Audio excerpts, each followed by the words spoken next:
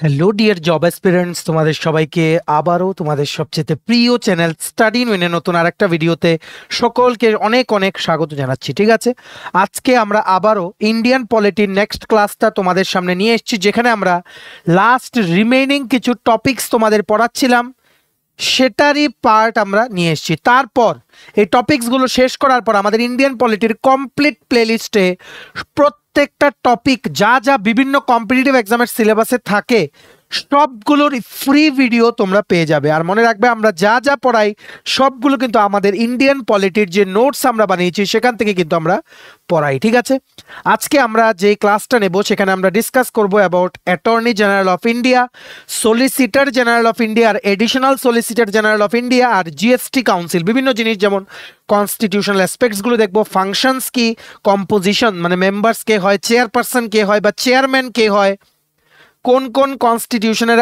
আর্টিকেলে এগুলো এস্টাবলিশ হয়েছে, main duties কি কি। ঠিক আছে, তারপর টেনিউর, অ্যাপয়েন্টমেন্ট, রেজিগনেশন সব কিছু আমরা এখানে দেখব, যেগুলো তোমাদের আপকামিং সমস্ত কম্পিটিটিভ এক্সাম যেমন টিপিএসসি কম্বাইন 3, ইউথ অর্গানাইজার, বা তোমাদের যে কোনো টিপিএসসির পরীক্ষা, ত্রিপুরা হাইকোর্টের group D, cook, LDC, PS, JRBT 2, SSC, CGL, CHSL, MTS, railway, NTPC, এশিয়ান loco pilot group D, Tripura university non teaching staff, সমস্ত আপকামিং চাকরির পরীক্ষার জন্য সুপার সুপার ইম্পর্টেন্ট। ক্লাসটা তোমরা একদম শেষ পর্যন্ত দেখবে, আর ভিডিওটা ম্যাক্সিমাম হোয়াটসঅ্যাপ, ফেসবুক, টেলিগ্রাম গ্রুপে শেয়ার করে ত্রিপুরার প্রত্যেকটা কর্নারে যতজন চাকরি প্রত্যাশী আছে সবাইকে তোমরা মানে এই জানিয়ে দেবে যে এই ক্লাসটা ওরা যাতে করে, ওদের প্রিপারেশনটা যাতে বুস্ট হয়। ঠিক আছে, চলো শুরু করছি। Before I begin this video ছোট্ট একটা কথা বলে দিই, তোমরা যদি এমন অ্যাসপিরেন্ট হও যাদের ত্রিপুরা সংক্রান্ত রেগুলার, সরকারি, ফিক্সড পে, প্রাইভেট, কন্ট্রাকচুয়াল চাকরির জেনুইন আপডেট ইনফরমেশন লাগবে, বা এই চাকরিগুলো লিখিত পরীক্ষা বা ইন্টারভিউ প্রিপারেশন করার জন্য ফ্রি ইউটিউব ক্লাসেস লাগবে, বা latest news, current affair, GK, এই সমস্ত ট্রেন্ডিং টপিক্স নিয়ে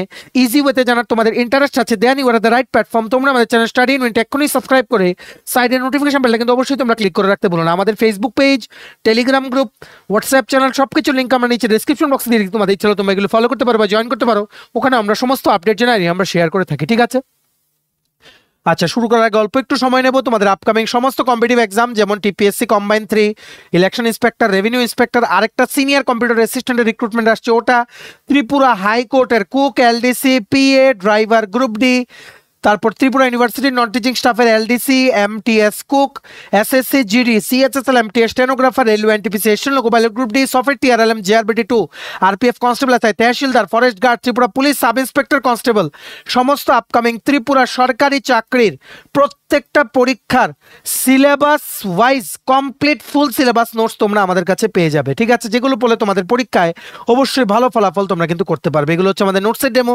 এই নোটসগুলো পেতে তোমরা আমাদের এক্ষুনি কল বা হোয়াটসঅ্যাপের মাধ্যমে যোগাযোগ করে নিতে পারো। আমাদের কন্ট্যাক্ট নাম্বার হচ্ছে 6033157164। আমাদের কন্ট্যাক্ট নাম্বারটা প্রত্যেকটা স্লাইডের উপরে দেওয়া আছে ফর ইওর কনভিনিয়েন্স। তোমরা একটা খাতা কলম নিয়ে বসো, মোবাইল বা ল্যাপটপ যেটা দিয়ে দেখছো ফুল স্ক্রিন করে রোটেট করে নাও, যাতে তোমরা দেখতে পারো যে আমরা কি লিখছি, আর ভলিউমটা বাড়িয়ে নিও। শুনে শুনে কিন্তু তোমাদের খাতায় ইম্পর্টেন্ট পয়েন্টসগুলো নোট করে রাখতে হবে, যাতে পরে যাতে তোমরা রিভিশন করতে যাতে তোমাদের কাজে আসে। ঠিক আছে, আশা করি তোমরা বুঝতে পেরেছো। প্রথম আমরা পড়বো কি, অ্যাটর্নি জেনারেল অফ ইন্ডিয়া। এটাকে আমরা কি বলি, এজিআই, ইন শর্ট হচ্ছে AGI, attorney general of India. এই পোস্টার ব্যাপারে লেখা আছে কনস্টিটিউশন অফ ইন্ডিয়ার আর্টিকেল নাম্বার 76, 76 পার্ট 5। ঠিক আছে, পার্ট 5, কারণ পার্ট 5-এ লেখা আছে ইউনিয়ন এক্সিকিউটিভ।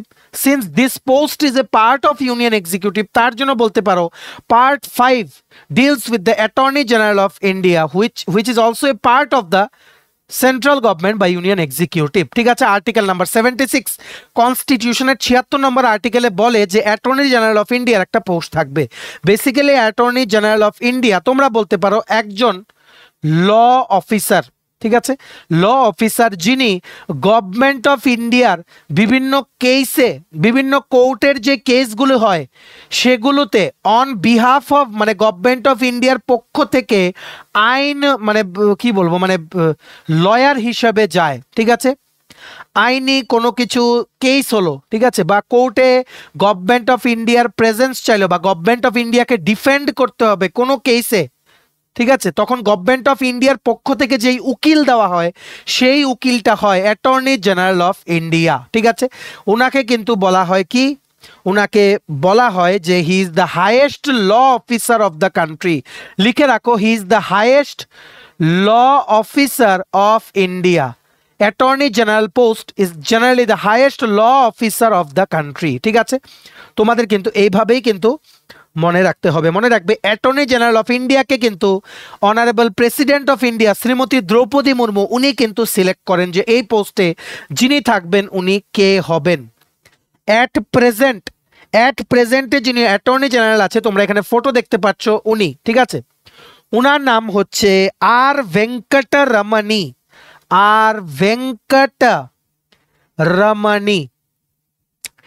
আর ভেঙ্কটরমণি উনি হচ্ছেন 16th attorney general of India. 16th attorney general of India. ঠিক আছে, মনে রাখবে, অ্যাটর্নি জেনারেল অফ ইন্ডিয়া যিনি হবেন বা প্রেসিডেন্ট যাকে সিলেক্ট করবে, he should be qualified for being the জাজ অফ সুপ্রিম কোর্ট। মানে সুপ্রিম কোর্টের জাজ হতে যা যা কোয়ালিফিকেশন লাগে সেই কোয়ালিফিকেশনগুলো সেই ব্যক্তির থাকতে হবে যিনি অ্যাটর্নি জেনারেল অফ ইন্ডিয়া হবেন। ঠিক আছে, সুপ্রিম কোর্টের জাজ হতে কি কি লাগে? প্রথম হচ্ছে ইন্ডিয়ান সিটিজেন হতে হবে, অবভিয়াসলি ইন্ডিয়ান হতে হবে। নেক্সট হতে হবে কোনো হাইকোর্টের জাজ হতে হবে অ্যাটলিস্ট 5 বছরের জন্য। নেক্সট অ্যাডভোকেট হতে হবে কোনো হাইকোর্টের 10 বছরের জন্য। ঠিক আছে, বা তোমাদের কোনো এমিনেন্ট জুরিস্ট হতে হবে। ঠিক আছে, আশা করি তোমরা বুঝতে পেরেছ। আর আর্টিকেল নাম্বার 76-এর 1 বলে, আমাদের কনস্টিটিউশন আর্টিকেল নাম্বার 76(1) আমাদেরকে বলে যে প্রেসিডেন্ট অফ ইন্ডিয়ার কাজই হচ্ছে অ্যাটর্নি জেনারেল অফ ইন্ডিয়াকে অ্যাপয়েন্ট করা। He is the highest law officer of the country, he helps government of India with legal issues. উনি ওনার অ্যাপয়েন্টমেন্ট করে প্রেসিডেন্ট অফ ইন্ডিয়া, উনি রেজিগনেশন সাবমিট করেন প্রেসিডেন্ট অফ ইন্ডিয়ার কাছে। ওনার কোনো ফিক্সড টার্ম নেই কনস্টিটিউশনে মেনশন করা। ঠিক আছে, উনি কিন্তু এটা কোনো ফুল টাইম সরকারি চাকরি না। ঠিক আছে, অ্যাজ এ পার্ট টাইম তোমরা বলতে পারো। যখন দরকার হয় তখন ওনাকে বলা হয় কোর্টে গিয়ে গভর্নমেন্ট অফ ইন্ডিয়ার পক্ষ থেকে উনি ডিফেন্ড করেন। ঠিক আছে, আর মনে রাখবে, গভর্নমেন্ট অফ ইন্ডিয়ার পারমিশন ছাড়া কোনো একিউজড পার্সনকে অ্যাটর্নি জেনারেল অফ ইন্ডিয়া কিন্তু ডিফেন্ড করতে পারবে না কোর্টে। গভর্নমেন্ট অফ ইন্ডিয়ার পারমিশন কিন্তু লাগবে। যখন দরকার হবে ওনার প্রেজেন্স, গভর্নমেন্ট অফ ইন্ডিয়ার যখন দরকার হবে তখনই কিন্তু অ্যাটর্নি জেনারেল অফ ইন্ডিয়াকে কিন্তু ডাকা হবে। ঠিক আছে, আর মনে রাখবে আরেকটা জিনিসও বলা হয়, highest legal officer of the country, highest legal adviser, legal officer বা অ্যাডভাইজার তোমরা বলতে পারো।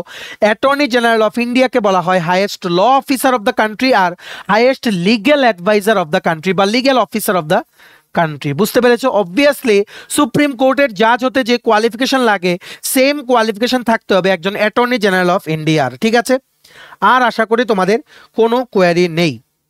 স্পেসিফিক্যালি তোমরা বলতে পারো অ্যাটর্নি জেনারেল অফ ইন্ডিয়া পোস্টটাকে তোমরা বলতে পারো, ইন জেনারেল তোমরা বলতে পারো যে উনি হচ্ছেন একজন টপ লয়ার, একজন টপ উকিল, সেন্ট্রাল গভর্নমেন্টের পক্ষে একজন উকিল।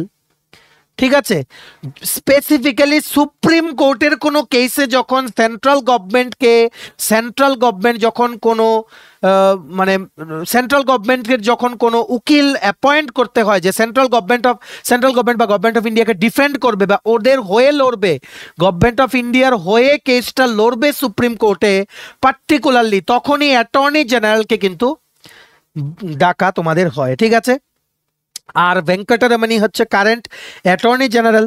ঠিক আছে, মনে রাখবে এই attorney general of India select করার সময় কোনো পলিটিক্যাল কোনো কিছু কিন্তু পলিটিক্যাল ব্যাকগ্রাউন্ড বা কোনো পলিটিক্যাল কোনো আইডেন্টিটি কিন্তু দেখা হয় না, কমপ্লিটলি ফ্রি আর কমপ্লিটলি কোয়ালিটি বেসিসে সিলেক্ট করা হয়। ঠিক আছে, এই পোস্টটার মধ্যে তোমাদের কিন্তু ভালো করে এই জিনিসটা মনে রাখতে হবে। স্কিল, ওনাদের যে স্কিল, ঠিক আছে, ওনাদের যে এবিলিটি, এগুলোর উপরেই কিন্তু অ্যাটর্নি জেনারেল অফ ইন্ডিয়া পোস্টে কিন্তু কাউকে সিলেক্ট করা হয়। সবচাইতে প্রথম অ্যাটর্নি জেনারেল অফ ইন্ডিয়ার যিনি ছিলেন ওনার নাম ছিল মতিলাল চিমনলাল সেতালওয়ার্ড। লিখে রাখো, মতিলাল MOTILAL, মতিলাল চিমনলাল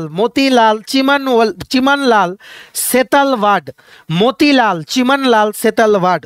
উনি 1950 সনে 28শে January as the first attorney general of India ওনাকে কিন্তু অ্যাপয়েন্ট করা হয়েছিল। উনি অ্যাটর্নি জেনারেল ছিলেন আপ টু 1963 1 মার্চ। ঠিক আছে। বর্তমানে যিনি আছেন উনি হচ্ছেন 16th attorney general of India R Venkataramani. ঠিক আছে, তোমরা ফটোতে ওনাকে কিন্তু দেখতে পাচ্ছ। ঠিক আছে, মনে রাখবে এই যে যিনি নতুন অ্যাপয়েন্ট হয়েছেন উনি 3 বছর এই ইম্পর্টেন্ট রোলে উনি সার্ভ করবেন। ঠিক আছে, উনি এই আর ভেঙ্কটরমণী উনি 1977-এ ওনার জার্নি শুরু করেছিলেন। ঠিক আছে, যখন উনি তামিলনাড়ু বার কাউন্সিলের বা মানে তামিলনাড়ু বার কাউন্সিলে উনি জয়েন করেছেন। ঠিক আছে, তারপর উনি কাজ করেছেন as senior supreme court advocate.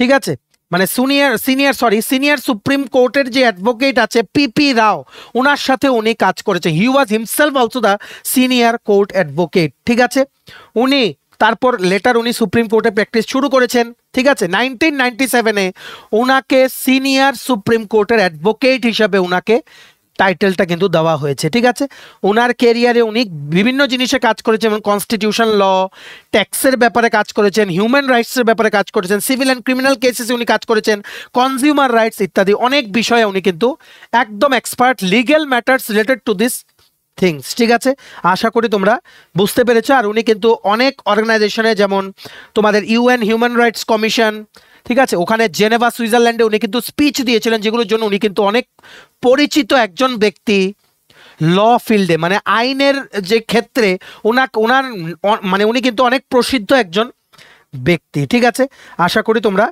বুঝতে পেরেছো। আর অবভিয়াসলি তোমাদের যে আর্টিকেল 76টা মানে মনে রাখতে হবে, যেহেতু কনস্টিটিউশনাল পোস্ট এটা অ্যাটর্নি জেনারেল অফ ইন্ডিয়া। উনি এটা একটা ফুল টাইম সরকারি চাকরি না, উনি এটা একটা পার্ট টাইম, যখন দরকার হয় ওনাকে ডাকা হয়। যেহেতু ফুল টাইম না, সো যিনি অ্যাটর্নি জেনারেল অফ ইন্ডিয়া হবেন উনি ওনার প্রাইভেট লিগ্যাল প্র্যাকটিস কিন্তু উনি করতে পারেন। ঠিক আছে, আশা করি তোমরা বুঝতে পেরেছো। আর প্রেসিডেন্ট অফ ইন্ডিয়া ডিসাইড করে যে অ্যাটর্নি জেনারেল অফ ইন্ডিয়া মানে কত ওনাকে স্যালারি দেওয়া হবে। ঠিক আছে, আর রেজিগনেশনও উনি যদি মনে করেন যে রিজাইন করবে, রেজিগনেশনও কিন্তু উনি প্রেসিডেন্টের কাছেই কিন্তু উনি সাইন করেন। ঠিক আছে, এইবার আরেকটা জিনিস মনে রাখবে, যখন কাউন্সিল অফ মিনিস্টার বর্তমান যে মন্ত্রিসভা আছে, ঠিক আছে, ওর মানে সেই মন্ত্রিসভা যদি ভেঙে যায় বা মন্ত্রিসভা যদি রিজাইন করে, তখন কিন্তু অ্যাটর্নি জেনারেল অফ ইন্ডিয়ারও কিন্তু রিজাইন করতে হবে। ঠিক আছে, এটা 2022-এ বিভিন্ন কম্পিটিটিভ এক্সামে কিন্তু এটা জিজ্ঞেস করা হয়েছিল। ঠিক আছে, লিগ্যাল বিভিন্ন ম্যাটার্সে গভর্নমেন্ট অফ ইন্ডিয়াকে অ্যাডভাইস দেয় বা government of India owner opinion জানতে চায়। গভর্নমেন্ট অফ ইন্ডিয়া চায় যে উনি গভর্নমেন্ট অফ ইন্ডিয়াকে স্পেসিফিক্যালি সুপ্রিম কোর্টে গিয়ে ডিফেন্ড করুক।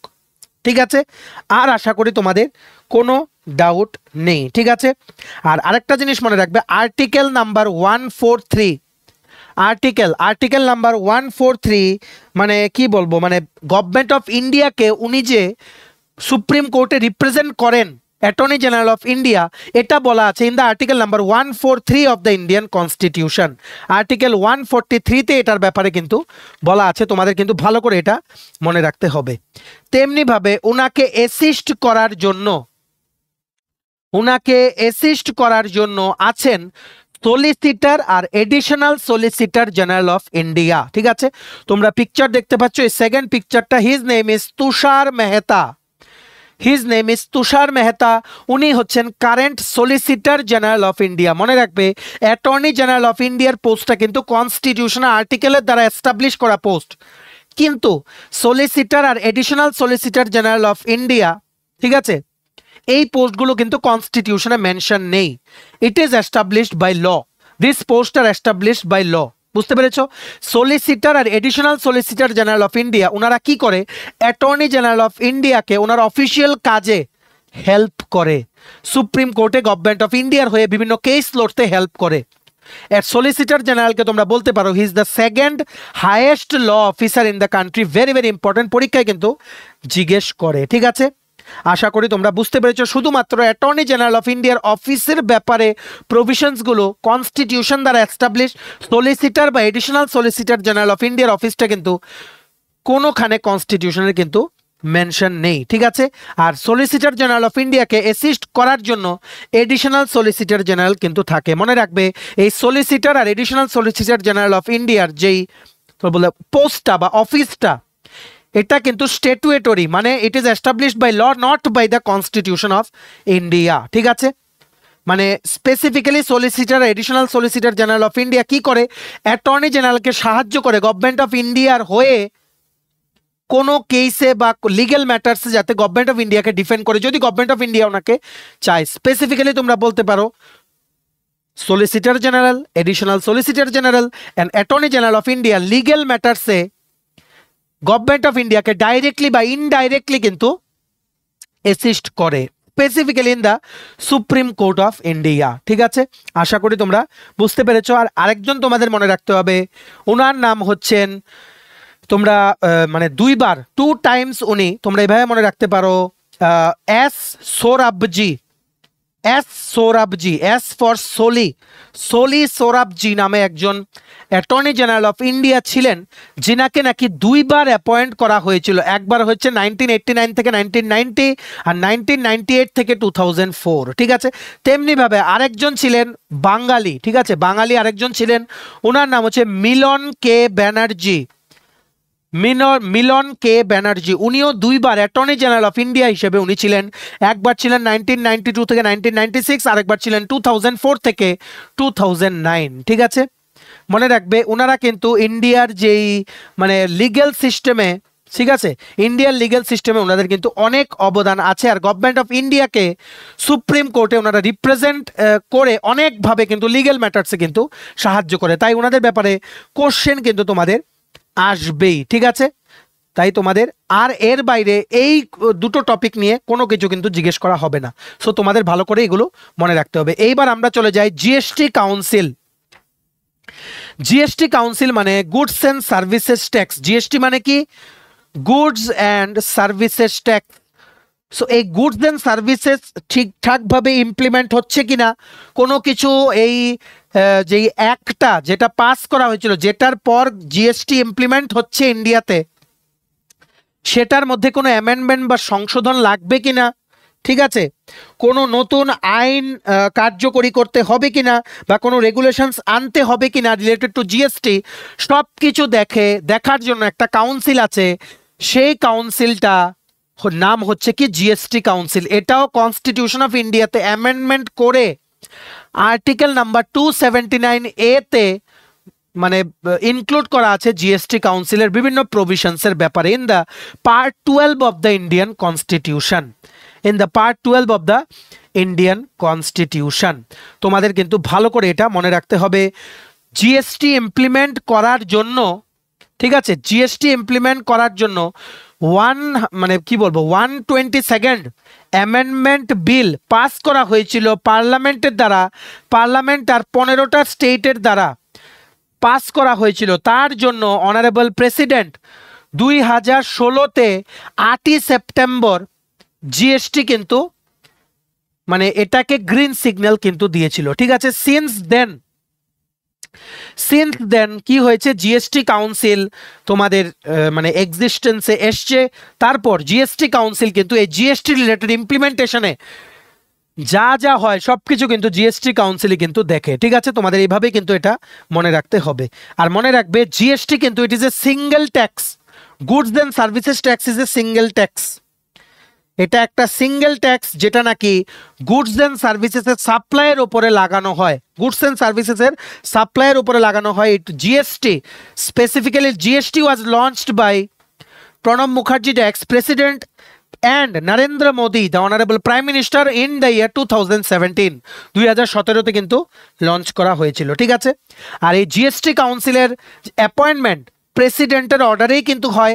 এটার কম্পোজিশন, এই কাউন্সিলের যারা মেম্বার্স হবেন, প্রথম হচ্ছে চেয়ারপারসন, যিনি হচ্ছেন সবচাইতে উচ্চস্তরীয় ব্যক্তি এই কাউন্সিলে। চেয়ারপারসন হবেন ফিনান্স মিনিস্টার, আর মেম্বার্স থাকবেন union minister of state in charge, যিনি থাকবেন রেভিনিউ বা ফিনান্সের জন্য, আর মিনিস্টার অফ চার্জ মানে মিনিস্টার যিনি ফিনান্স থাকবেন বা রেভিনিউ থাকবেন, বা কোনো মিনিস্টার যেগুলো স্টেট গভর্নমেন্টের দ্বারা তোমাদের চুজ করা হবে। ঠিক আছে, একজন মিনিস্টার থাকবেন সেন্ট্রাল থেকে, আরেকজন মিনিস্টার থাকবেন স্টেটের চুজ করা। চেয়ারপারসন থাকবেন the finance minister of India itself. ঠিক আছে, আর প্রত্যেকটা স্টেটের ফিনান্স মিনিস্টার কিন্তু এই জিএসটি কাউন্সিলের কিন্তু মেম্বার। তোমাদের কিন্তু এটা কিন্তু ভালো করে কিন্তু মনে রাখতে হবে। ঠিক আছে, আর মনে রাখবে এই যে জিএসটি কাউন্সিলে যেই সমস্ত স্টেটের মানে কি বলবো, মানে এই যে এই কাউন্সিলে মানে স্টেটের থেকে চুজ করতে হয়, ঠিক আছে, স্টেটের থেকে চুজ করতে হয় একজনকে, যে কে ভাইস চেয়ারপারসন হবে এই কাউন্সিলের। বুঝতে পেরেছো? সবগুলো স্টেটের থেকে চুজ করতে হয়, ঠিক আছে, মিউচুয়ালি এটা চুজ করতে হয় যে কি কে হবেন ভাইস চেয়ারপারসন। চেয়ারপারসন তো finance minister, vice chairperson, the post of vice chairperson in the GST council has to be selected from the state, one among themselves, মানে ওদের মধ্যে একজনকে কিন্তু সিলেক্ট করতে হয়, ঠিক আছে। যারা সিলেক্ট করেন, যে স্টেটে সবাই মিলে সিলেক্ট করে, তারাই কিন্তু এই ভাইস চেয়ারপারসন যিনি হবেন জিএসটি কাউন্সিলে, উনি কতদিন থাকবেন, ওনার টেনিউর বা ওনার টার্মটা উনি কিন্তু দেখবেন, ঠিক আছে। আশা করি তোমরা বুঝতে পেরেছো। মনে রাখবে তোমাদের জিএসটি আনা হয়েছিল ইন্ডিয়াতে বা including 101st constitutional amendment act 2016-তে, ঠিক আছে। আর জিএসটি কাউন্সিলের তোমরা এখানে ফটো দেখতে পাচ্ছ, মিটিং যেটা হয়েছিল জিএসটি কাউন্সিল, ফিনান্স মিনিস্টারদের মিটিংও হয়েছিল এখানে, ঠিক আছে। এই জিএসটি কাউন্সিলের যেই মিটিংগুলো হয় বা কোনো সেশন হলো, ওইগুলোতে কোরাম থাকতে হবে minimum 50% of the total members. Quorum মানে হচ্ছে minimum presence of this and that number of members, যাতে সেশনগুলো চলে বা মিটিংগুলো যাতে চলে, ঠিক আছে। 50% of the total members present থাকলেই কিন্তু জিএসটি কাউন্সিলের মিটিংগুলো কিন্তু হবে, ঠিক আছে। আশা করি তোমরা বুঝতে পেরেছো। আর জিএসটি কাউন্সিলের মিটিংয়ে যেই ডিসিশন হবে, ওইগুলো at least 3/4 of the total members present থাকতে হবে, প্লাস ভোট করতে হবে এটার পক্ষে, তাহলেই কোনো ডিসিশন কিন্তু ইমপ্লিমেন্ট হবে। বুঝতে পেরেছো? যদি কোনো জিএসটি কাউন্সিলের মিটিংয়ে কোনো ডিসিশন ইমপ্লিমেন্ট করতে চাওয়া হয়, দেন ওই সময়ে 4/3 মেম্বার্স প্রেজেন্ট থাকতে হবে, প্লাস এটা পাস হওয়ার পক্ষে ভোট করতে হবে 3/4 অফ দ্য মেম্বার্স, ঠিক আছে। আশা করি তোমরা বুঝতে পেরেছো। আর ওয়েটেজ থাকবে, সেন্ট্রালের থাকবে 1/3 আর স্টেটের থাকবে 2/3 ওয়েটেজ, ঠিক আছে। আশা করি তোমরা বুঝতে পেরেছো। আর এই যে জিএসটি কাউন্সিলের সেক্রেটারিয়েট বা head office, it is located at new Delhi. It is located at where? New Delhi. এই জিএসটি কাউন্সিলের মেইন ফাংশনসগুলো কি? প্রথম ফাংশন হচ্ছে ট্যাক্স, বিভিন্ন সেস আছে, ঠিক আছে, সারচার্জ, যেগুলো নাকি সেন্টার বা স্টেট বা লোকাল বডিসের দ্বারা মানে তোমাদের এটার মেইন টার্গেটটা কি ছিল? ট্যাক্স, সারচার্জ বা সেস, বা যেগুলো বিভিন্ন স্টেট, সেন্ট্রাল গভর্নমেন্ট বা লোকাল বডিসের দ্বারা লাগানো হতো, সবগুলো এখন ক্যান্সেল হয়ে গেছিল। ক্যান্সেল হয়ে একটা জিনিসে চলে এসেছিল, এটা চলে এসেছিল কি? গুডস অ্যান্ড সার্ভিসেস ট্যাক্স বা জিএসটি, ঠিক আছে। আর এটা তোমাদের মনে রাখতে হবে, যদি কোনো নাম্বার 2, যদি কোনো স্পেশাল রেট বা কোনো স্পেসিফিক পিরিয়ডের জন্য যদি এডিশনাল রিসোর্সেস যদি লাগে, ঠিক আছে, যদি লাগে, যেমন ধরো কোনো ন্যাচারাল ক্যালামিটি বা ডিজাস্টার, ঠিক আছে, তখন কিন্তু জিএসটি মানে তোমাদের কি বলবো, এই জিএসটি কাউন্সিলের ফাংশনটা কিন্তু অনেকটা কিন্তু বেড়ে যায়, ঠিক আছে। আর এই জিএসটি কাউন্সিল কিন্তু স্পেশাল প্রভিশনস রেখেছে কোন কোন স্টেটের জন্য? অরুণাচল প্রদেশ, আসাম, জম্মু অ্যান্ড কাশ্মীর, মণিপুর, মেঘালয়, মিজোরাম, নাগাল্যান্ড, সিকিম, ত্রিপুরা, হিমাচল প্রদেশ আর উত্তরাখণ্ড, পার্টিকুলারলি হিলি এরিয়াসগুলোর জন্য স্পেশাল প্রভিশনস কিন্তু আছে এই জিএসটি কাউন্সিলের, ঠিক আছে। তোমাদের কিন্তু ভালো করে কিন্তু মনে রাখতে হবে। আর ট্যাক্স যে ল আছে, ট্যাক্স মানে পুরো দেশে যেই ট্যাক্স ইমপ্লিমেন্ট করার জন্য যে আইন কানুন আছে, সেটাকে যতটা সিম্পলিফাই করা যায় ট্যাক্স স্ট্রাকচারকে সেটাও দেখে জিএসটি কাউন্সিল, ঠিক আছে।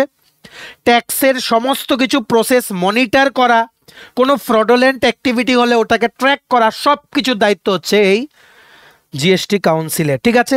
Article number 279A1, article number 279A1 যেটা কনস্টিটিউশন অ্যামেন্ডমেন্ট করে, সংশোধন করে যেটা ঢোকানো হয়েছিল, ঠিক আছে, এটার মধ্যে বলা আছে যে জিএসটি কাউন্সিল প্রেসিডেন্টকে কনস্টিটিউট করতে হবে উইদিন 60 ডেজ, 2 মাসের মধ্যে, ঠিক আছে, উইদিন 60 ডেজ, মানে article number 279A constitution amendment হওয়ার পর ইমপ্লিমেন্ট হয়েছে, তারপরে 279A1 চলে এসছে অ্যামেন্ডমেন্ট করার পর। এটা বলা হয়েছে যে within 60 days of the implementation of article number 279A প্রেসিডেন্টকে জিএসটি কাউন্সিল অ্যাপয়েন্ট মানে বানাতে হবে, যে চেয়ারপারসন কম্পোজিশন পুরো কমপ্লিট করতে হবে, ঠিক আছে। তেমনিভাবে আর্টিকেল নাম্বার 279A2, ঠিক আছে, এটা বলে যে এই কম্পোজিশন কি করে হবে, মানে চেয়ারপারসন যিনি হবেন, মেম্বার্স কারা হবেন, এগুলো কিন্তু বলে। তেমনিভাবে আর্টিকেল নাম্বার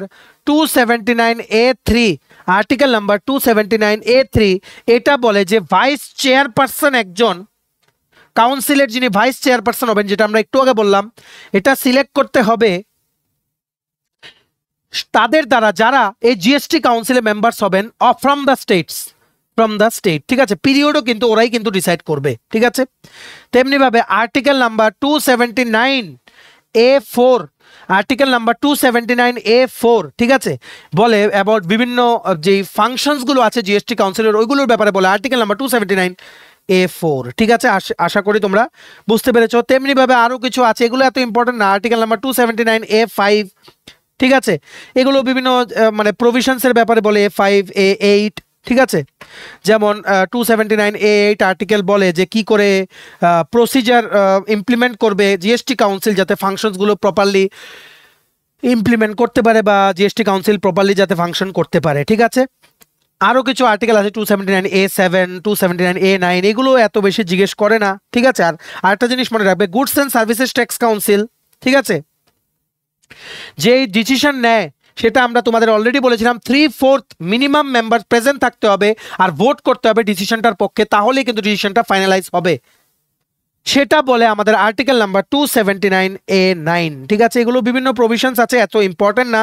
প্রেজেন্টলি জিএসটি কাউন্সিলের যেই মানে কি বলবো, জিএসটি কাউন্সিলের রিসেন্ট মিটিংয়ে ওনারা রিকমেন্ড করেছেন যে ডুয়েল জিএসটি মডেল ইন্ডিয়াতে ইমপ্লিমেন্ট হবে, ডুয়েল জিএসটি মডেল ইমপ্লিমেন্ট হবে, যেখানে both central government plus state government, ঠিক আছে, গুডস অ্যান্ড সাপ্লাইসের জন্য বোথ ওয়ে থেকে জিএসটি তোমাদের লেভি করবে, ঠিক আছে।